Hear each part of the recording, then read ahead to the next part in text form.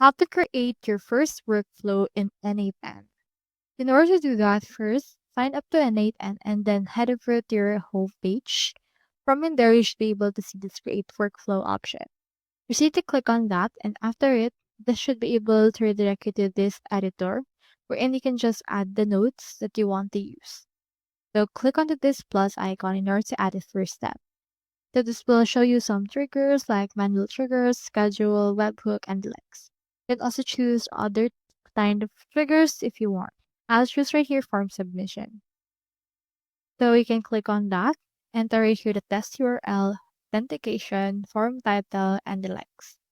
So just enter right here the things that you want added. So here is an example of what our form looks like right here. You can execute, and here is the test version. Let's close it, and you should be able to have it right there. So here is our trigger. Next thing you need to do is to add right here an action. You can either click onto this plus icon and enter it here what will happen next. So for this, what you can do is you can add right here triggers as well as other actions like Google Sheets. So for this case, let's head over and choose right here data transformation. Then input right here the filter or other options that you want. For this, I'll just choose in here this summarize.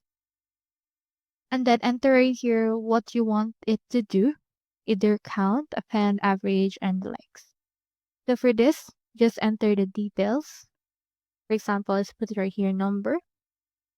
Add in here the properties and the likes, and from it there, execute the step. Head back to your canvas, and you should be able to have it right here. You now have your first workflow. So that's all there is today, and I hope this video helped you out.